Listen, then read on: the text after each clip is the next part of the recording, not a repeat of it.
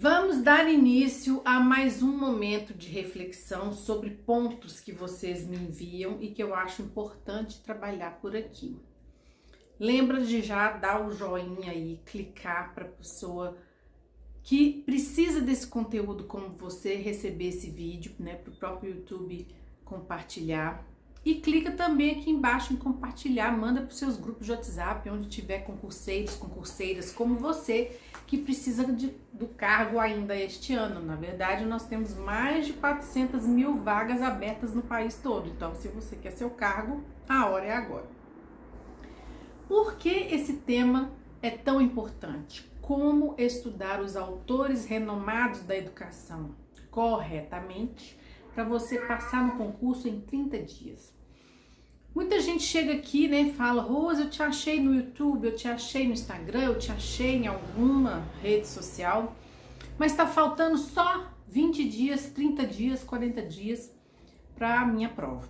Tem gente que me chega aqui na reta final, chega num momento desafiante, porque é muito conteúdo mesmo, você sabe.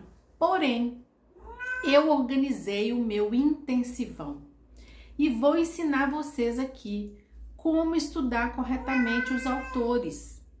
Em 30 dias, você não consegue ler 117 obras, como, por exemplo, a gente teve aí no concurso da rede de contagem, que o edital estava super denso e extenso. E muita gente com essa dificuldade, né, de conseguir estudar esse material todo. Na verdade, os autores da educação, quem é da área, tem que manter esse conteúdo em dia sempre. Você passou pela faculdade, você já estudou a maioria deles. A história da educação traz essa linha, né, cronológica que é tão importante para entender por que a educação passa pelo que passa hoje, de onde vêm essas questões. Muitas questões vindas de como a gente estudou, como os nossos pais e avós estudaram. Mas de todo jeito, você vai enfrentar os autores mais importantes no nível mundial e nacional nesse concurso, na sua prova, e você precisa saber as suas teses, o que eles defendem centralmente e principalmente separar um do outro. Saber entender cada um é o primeiro passo. O segundo passo é quem é quem. Qual a diferença da tese de Paulo Freire para Vygotsky, por exemplo? Qual a diferença de Piaget para Vygotsky? Muitas bancas gostam de trabalhar maneiras comparativas, mas às vezes nem vão te mostrar isso. Vão fazer isso implicitamente na hora de listar as alternativas. Então anota aí, pega seu caderno físico digital, porque agora é hora de um passo a passo para você entender direitinho como é que você vai se organizar. Sempre eu gosto de lembrar aqui para qualquer concurseiro ou concurseira que está iniciando a jornada de estudos, é importante que você leia e estude o edital. Como eu sempre falo, fazer uma organização de estudos relacionando temas versus obras é algo que te ajuda muito a acelerar essas questões. Então, por exemplo, tem autores do edital, quando eles são citados, tem banca que cita, porque a Secretaria de Educação que encomendou o concurso pediu isso. Então, você vai ter lá os autores listados, os temas listados, tem autores que falam de um tema ou tem tema abordado por mais de um autor, tem autores que falam de mais de um tema, tá no mesmo edital. Então, essa organização, primeiro, você precisa ter. Você pode listar isso. A vantagem é que eu te entrego isso prontinho no meu método. Mas, se você ainda não está organizando o seu processo de estudo, você está me conhecendo agora, nunca me viu, você já pode começar a fazer isso sozinho, que já vai te ajudar. Então, você vai listar os autores e listar os temas que o edital está indicando e estabelecer a correlação de um com o outro. Para quê? Para você economizar tempo. É exatamente fazendo esse atrelamento que vai te economizar tempo. Você pode fazer isso com mapas mentais, você pode fazer isso usando tabelas, você pode fazer isso de diversas formas. Eu tenho um curso chamado Autores Renomados, que é completamente gratuito, ele é mensal. Sempre na primeira semana do mês eu ofereço esse curso nas minhas redes, aqui no YouTube, no Instagram, geralmente de maneira simultânea. E lá vocês tem um autor trabalhado de maneira aprofundada durante uma semana inteira. Acabamos de falar de Piaget. No próximo mês teremos outro autor e aí a gente vai trabalhando ao longo do ano, autor por autor. Só que muitas vezes a sua prova pode ser daqui 30 dias e não dá tempo de você ver o autor do fim do ano, se você está no início do ano. Esse vídeo, inclusive, vai circular muito, né? E independente do mês que você estiver me assistindo, em algum momento ele vai te ajudar. Só que ele pode aparecer exatamente faltando 30 dias para sua prova. Qual é a saída? Você fazer essa relação temas-obras. Primeira coisa, você precisa extrair de cada autor quais são as suas teses, ou seja, quais são os seus posicionamentos centrais. O que aquele autor, autora defende que a gente precisa se organizar para saber? O que aquele autor traz para a educação como diferencial e que a gente precisa se organizar para entender? Esse é o primeiro passo.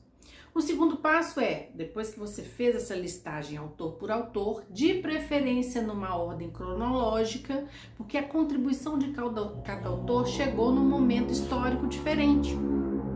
Um autor às vezes dialoga com o outro, um autor às vezes reforça o que os anteriores disseram e um autor às vezes desconstrói o que autores anteriores disseram, porque justamente pensam diferente, construíram as suas teses justamente contrariando a visão que era anterior.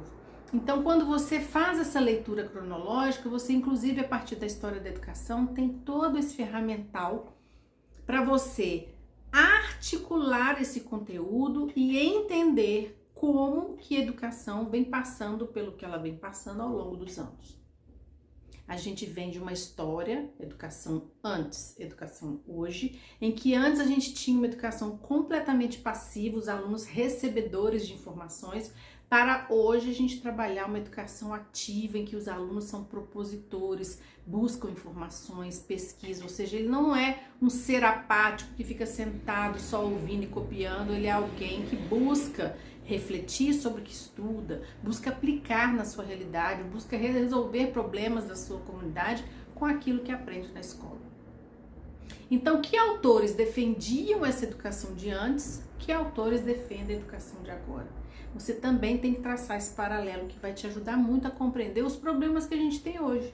Por exemplo, inclusão escolar, projeto político-pedagógico, tecnologias na educação, metodologias ativas, avaliação escolar, gestão democrática, são temas, currículo com a BNCC, são temas que vão estar grudados na sua prova atual.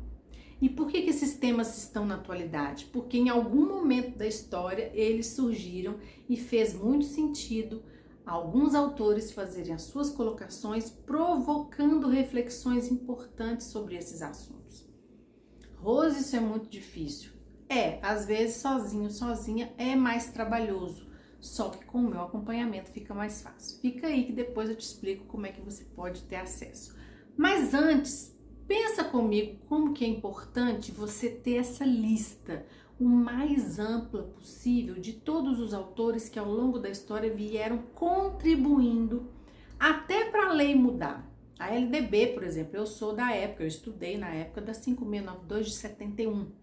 E eu me formei professora, me constituí como educadora oficialmente já trabalhando na 5692. Eu entrei para a rede pública em 1994, em plena efervescência da educação proativa por parte dos alunos, o empreendedorismo, o protagonismo juvenil, temas que traziam o aluno como autor do seu próprio processo de construir conhecimentos. Então, Piaget, Paulo Freire, Vygotsky, Vallon, Luria são autores que vêm contribuindo para esse olhar, para a gente entender a relação entre desenvolvimento e aprendizagem, de modo que a gente consiga perceber a importância da contribuição do professor, não mais como alguém que fica só falando, mas um mediador. Alguém que vai fazer o aluno refletir sobre aquilo que está aprendendo e pense como vai colocar em prática aquilo que está aprendendo. Hoje mesmo você vai ter tarefa aqui para fazer que eu sei que vai te ajudar, porque eu gosto de vídeos práticos, você já me conhece. Então veja, você listou, por exemplo, fazendo uma linha cronológica de 10 em 10 anos ao longo da história da educação, quais autores fizeram as suas contribuições. Libânio, por exemplo, com as tendências pedagógicas. Muita gente chega no meu direct falando que tem dificuldades em entender cada tendência e diferenciar uma da outra. Porque muitas provas colocam exatamente essa questão. Tendências pedagógicas, associa uma coluna a outra e põe as tendências de um lado e a caracterização de cada uma do outro com seus respectivos autores renomados da época. Tem gente que não consegue resolver essa questão, começa a confundir. Se o estudo ficou bambo na sua mente, quer dizer que você não estudou corretamente.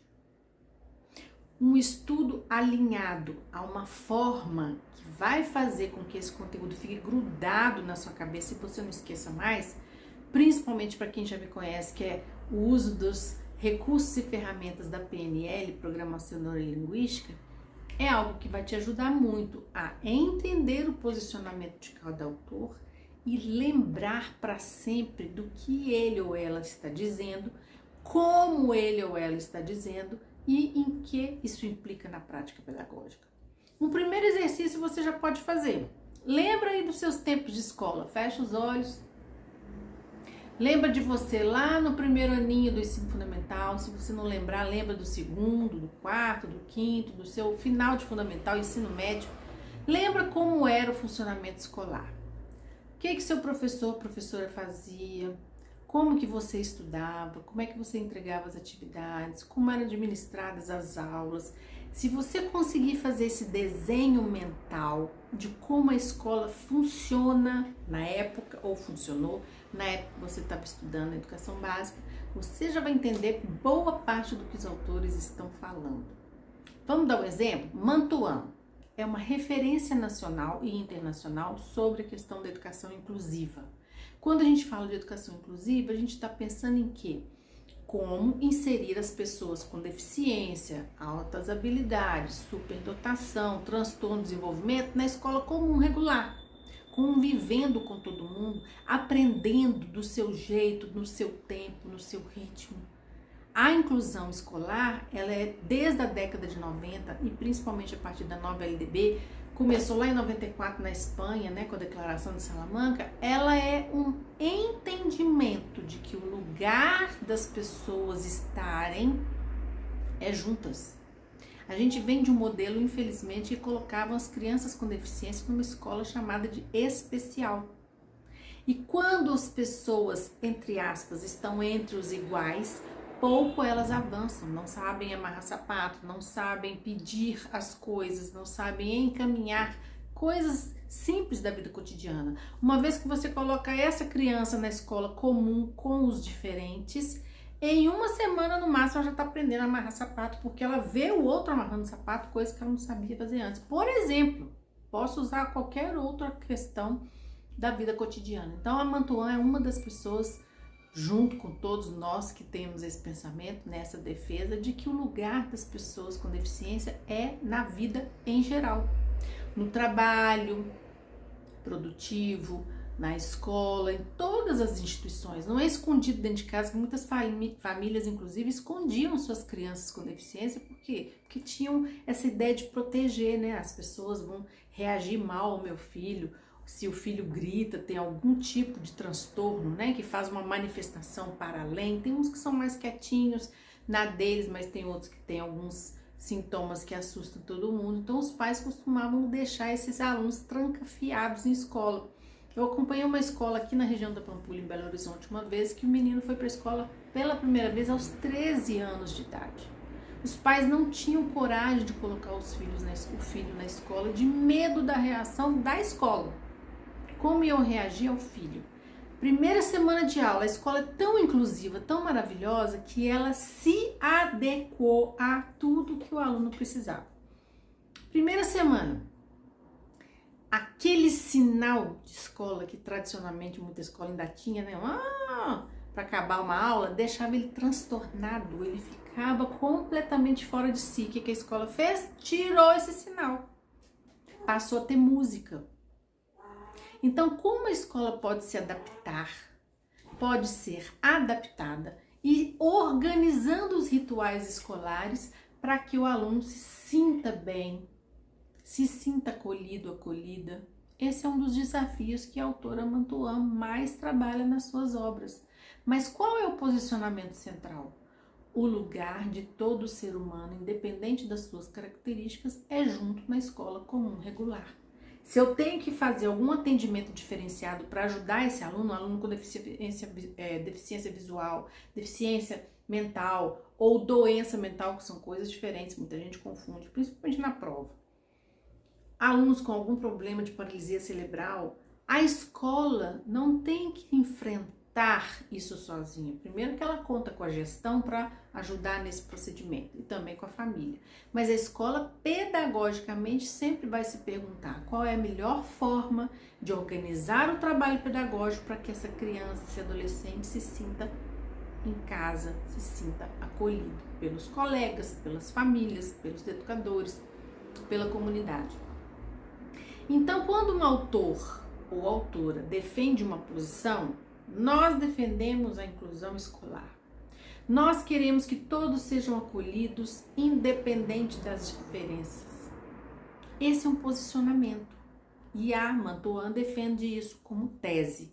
Uma vez que se sentem acolhidos, o desenvolvimento desses alunos flui. Eu vou esperar que um adolescente com síndrome de Down, que nunca frequentou a escola, chegue aos 14 anos alfabetizado? Milagres acontecem, mas em tese não. Mas eu vou dizer que porque não teve essa chance, eu vou impedir esse aluno de entrar para a escola. A própria LDB autoriza a terminalidade específica, que é um recurso que o aluno com deficiência tem de chegar no final do fundamental, mesmo não tendo construído as habilidades todas previstas na BNCC, ele tem a certificação, ele tem esse direito. Mas o principal direito é o de convivência com os demais. Colocar suas experiências, os seus valores, o seu entendimento de mundo junto com os outros. Isso é um direito. Então, quando você vai estudar e compreender um autor, anota aí, tarefa 2.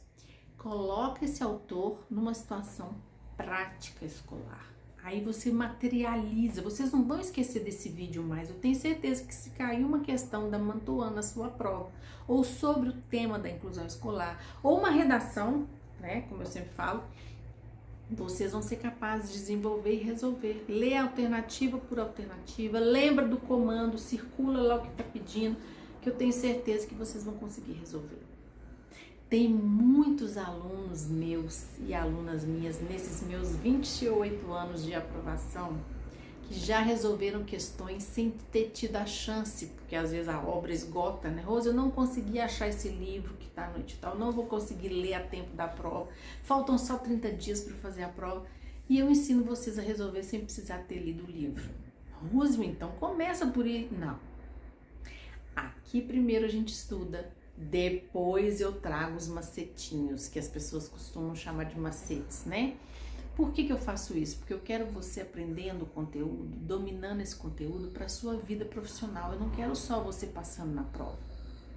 O meu papel aqui não é só preocupando com a sua aprovação, é preocupando com a sua carreira de professor, professora.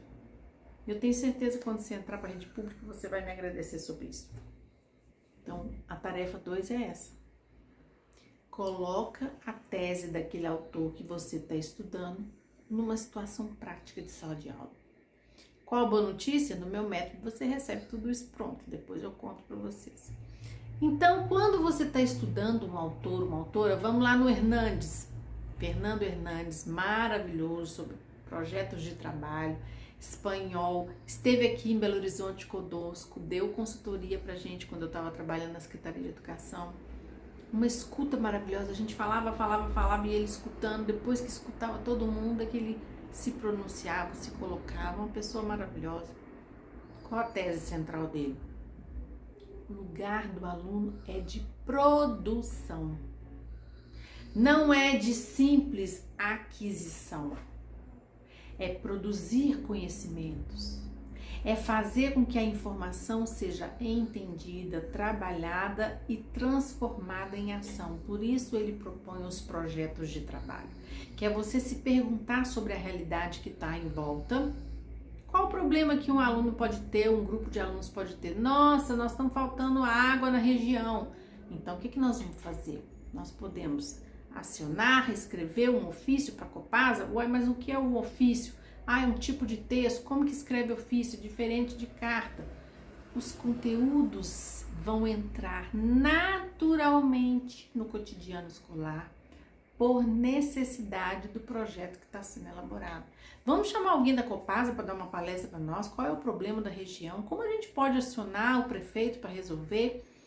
Qual a lógica que a gente vai fazer para que a culminância desse projeto seja que a água volte a ser organizada, canalizada, que tenhamos resultado para toda a comunidade? Todo o objetivo de um projeto pedagógico é uma ação concreta para que essa comunidade tenha uma vida melhor. Essa é a visão dele e é isso que eu acredito também. Eu trabalho com a questão dos projetos já nesses meus 1987, 35 anos de magistério. Então, quando a gente acredita num ponto, que é o que o autor defende, ele vai colocar aquilo como defesa. Aquilo é uma tese e é sobre essa tese que vão te perguntar na prova. Então, não estuda o autor por estudar. Nossa, eu tenho que levar longo, eu tenho que estudar lá 600 páginas de Vygotsky. Não. Você vai saborear o que ele está dizendo, ele ou ela, né? Entender a sua defesa e aí você vai para os outros capítulos entender os detalhes dessa grande defesa. Isso sim é o mais importante. E o último ponto que eu gosto de trabalhar e que eu informo vocês que é uma maneira maravilhosa, e aí vou deixar um brinde aqui para quem estiver me assistindo, para você que vai fazer prova daqui 30 dias, o meu intensivão é para isso, né? Método DTR, dominar, treinar, revisar dentro de 30 dias. Quem estiver assistindo esse vídeo, hoje é dia 18 de janeiro de 2026. Quem estiver assistindo esse vídeo nos próximos 30 dias, até 30 dias, pode me chamar no WhatsApp 31 997 98 33 93 para pedir um pacote com 100 questões do autor que você estiver estudando. Rose, meu desafio é Paulo Freire, meu desafio é Piaget, meu desafio é Vallon, meu desafio é Aranha na área de História da Educação. Não sei o que você está estudando, não sei qual é o autor renomado que você está enfrentando, mas se você me pedir no WhatsApp, eu vou te fornecer um pacote com 100 questões revisionais. Não são questões fáceis não, tá? Porque o meu material 1 é sempre questões de nível fácil para eu entender como é que você está. Depois vem as de nível médio, depois vem as de nível difícil, muito difícil, e mais difíceis que a prova, como muita gente fala, né? Os seus simulados são mais difíceis que a prova, para que você chegue lá e consiga gabaritar. Então, se você está me assistindo aqui, já corre no WhatsApp logo depois e fala: Rose, eu estava assistindo o seu vídeo sobre autores renomados e quero meu pacote com 100 questões revisionais sobre o autor X. Você que vai me dizer, tá? Qual autor que você precisa. Um autor. No meu método, eu coloco todos os autores do seu edital. Então, quando eu trabalho o curso Autores Renomados ao longo do ano, a gente faz a escolha dos 12 autores mais pedidos, porque vocês me pedem no direct, eu tô com dúvida nesse, eu vou elencando e trabalho todos. Agora, quando você vai comigo fazer o intensivão de 30 dias, você traz para mim o seu edital, você recebe um material focado no que você precisa. E o meu material é focado naquilo que mais cai. Então, em 30 dias intensivão, não dá tempo de você ficar estudando 600 páginas. Você vai comigo direto ao ponto. E é justamente esse direto ao ponto, como uma aluna minha, Tati, maravilhosa, que acabou de ser aprovada, falou, eu falei, o que que fez o meu método, né, de mais interessante, de mais instigante, que você viu que fez a diferença para sua aprovação? Ela falou, Rose, seu método é diretivo. Ele dá pra gente um norte, uma direção clara, não tem dúvida. Ela chegou aqui com menos de 30 dias e foi aprovada. Então, se você vai lá no meu Instagram, no post dela tá lá. Se você também deseja ser aprovado, aprovada, e infelizmente só faltam 30 dias, não chore, não fique desesperado, desesperada, ainda tem jeito. Mas tem que seguir o método corretamente. Quem segue o meu método corretamente tem 100% de aprovação. Isso eu sempre garanto. Então, anota aí. A tarefa final é resolver o maior número de questões que você puder sobre o autor, que você está estudando, claro. Isso sim vai fazer você começar a dominar o assunto. Então, você leu, estudou, fez comparativos, fez mapa mental, elaborou tabelas, se organizou e vai finalizar treinando questões. Lembre-se, no perfil da banca que você vai enfrentar e vai revisionar. As revisões sinérgicas são as que mais ajudam ao conteúdo não sair da sua mente. Por isso que eu falo, dominar, treinar, revisar. Se você realiza revisões sinérgicas, você consegue colocar esse conteúdo na sua memória de longa duração. E participando dos meus aulões, você vai entender como é que essas revisões acontecem, que é o mais importante. As revisões sinérgicas, elas fazem você retomar o conteúdo, fazem você localizar as lacunas que ainda estão na sua mente, o que ainda tá bambo, o que você não tá sabendo. Faz você pegar de volta os mapas mentais que você elaborou, porque mapa mental não foi feito para baixar no Google e ficar lendo, relendo, decorando, não. Ou então comprando um pacote de mapas. Gente, não faz isso não. Ajuda. Mas não faz a sua mente realmente colocar o conteúdo para sempre na memória. Lembre-se, você não está aqui só para ser aprovado, você está aqui para cuidar do conteúdo para a sua vida profissional. Os textos da Mantuan, do Vygotsky, do Valon, de todos os autores de currículo, Miguel Arroz, são todos para a sua carreira, você vai precisar disso o tempo todo. Então, o mais importante que você tem a fazer por você é se organizar para elaborar seus mapas mentais, fazer revisões sinérgicas com ele, organizar tempos na semana onde você vai estudar o conteúdo e vai treinar sobre esse conteúdo no perfil da banca. No meu método vocês recebem tudo prontinho, não se preocupar com nada. Plano de estudos, cronograma, rotina da semana, tudo eu entrego prontinho para vocês. Além de ter o meu acompanhamento, plantão tira dúvidas de segunda a sexta-feira, de 10 da manhã às 18 horas, né? Tudo direitinho. Você precisa se organizar para revisar. Espero que esse vídeo tenha te ajudado. Espero que a partir de hoje você estude os autores corretamente. Lembre-se, primeiro as teses, o posicionamento do autor, depois os detalhes a partir dessas ideias centrais. Entendendo cada autor, entendendo as suas defesas. Segundo, exemplificando essas teses com algumas situações claras, reais, pedagógicas. Lembra do tempo que você estudou, ou então dos alunos que você tem hoje, se você já trabalha. Eu tô fazendo faculdade, eu nunca dei aula, tô fazendo estágio. Lá no seu estágio também pode ter muita situação didática que possa te ajudar a ilustrar sobre esses autores. O importante é como é isso na prática. Como entender o que a Veiga, que é a nossa querida mestra do projeto político-pedagógico, o que ela está dizendo sobre a implantação do projeto político-pedagógico na prática? Como analisar o projeto político-pedagógico de uma escola e entender o que a Veiga está defendendo sobre isso?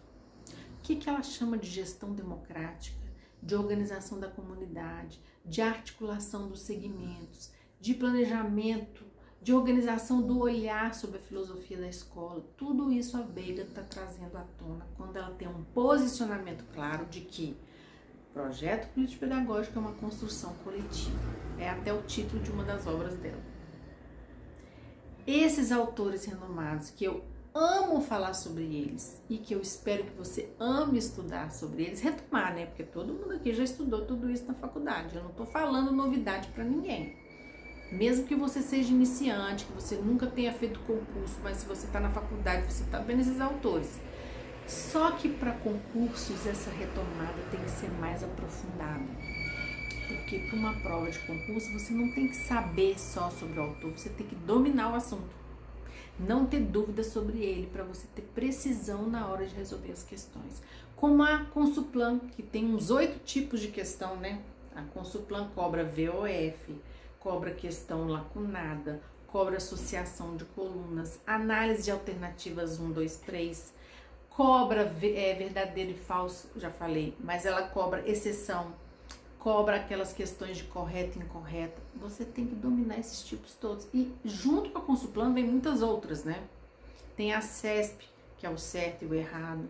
Tem a FGV e todas que parecem com a FGV, como a Carlos Chagas, que trabalham questões de tamanho, uma página, muita interpretação, muita inferência. Você precisa saber lidar com os tipos de prova, com os tipos de questão. Então, você domina o assunto, treina no perfil da banca e faz as revisões cinéticas, que eu tenho certeza que em 30 dias você conquista seu cargo. Ok? Até a próxima!